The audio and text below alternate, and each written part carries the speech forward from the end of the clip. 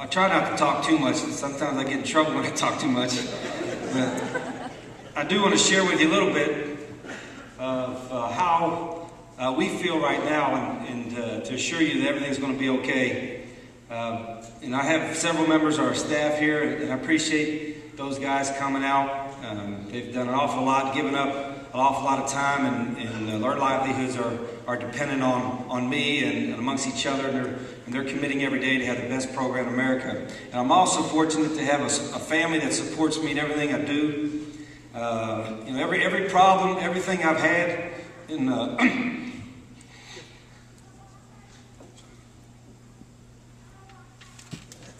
somebody's drinking a lot of water. Yeah, here's some fresh ones right here. Every step along the way, I've had somebody by my side that's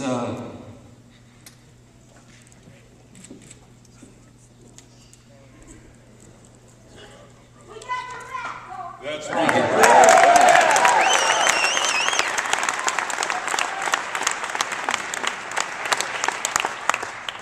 And one person I know has my back that's passionate. In fact, I can tell you a phone conversation I overheard just a couple months ago that my wife was on the phone with another coach's wife from another school, and they were talking about some issues and things that we were going through and all that. And I could see her say it as loudly and as passionate as anybody, saying, "You know what? I love it here.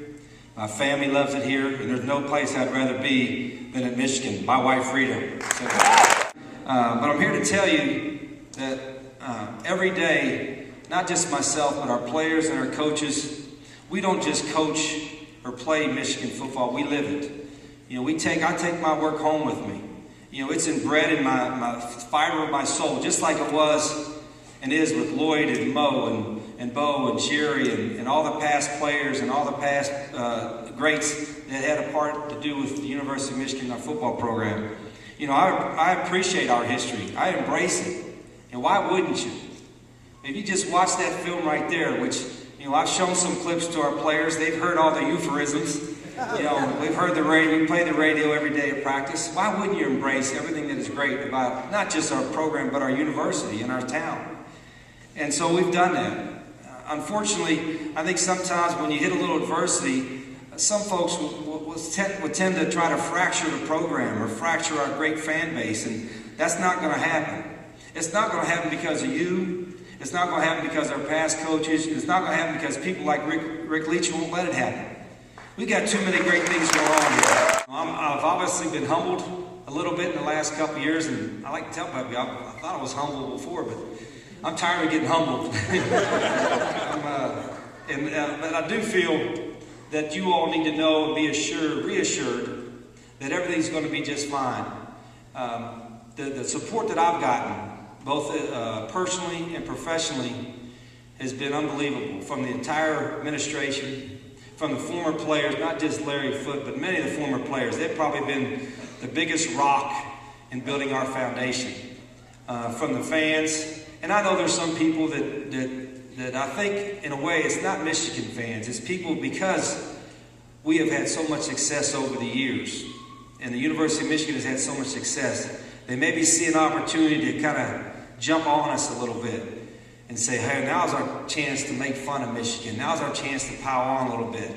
And so maybe they have a little bit the last 2 years. But revenge is sweet. And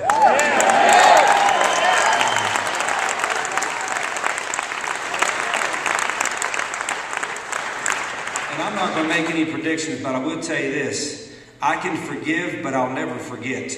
I can promise you that. I don't know if I can express in words, you know, how thankful I am to have this opportunity to coach. And how much I can tell each one of you individually and everybody that follows the program, how much my entire staff appreciates the opportunity to coach and work here. And not only because of the University of Michigan and what the university stands for, but for you and for former players like Rick Leach that sometimes get out of their comfort zone when it's not popular to, and stand up and say, hey, we still believe in Michigan. We had a couple tough years, but we still believe in Michigan. And that's at the end of the day, that's what we all want. We all want the same thing. You and I and everybody that follows our program wants the same thing. You know, I asked earlier, and Jimmy brought up Branstad about what is a Michigan man. I said, I've heard that a lot. I'm not from Michigan. How do I become a Michigan man?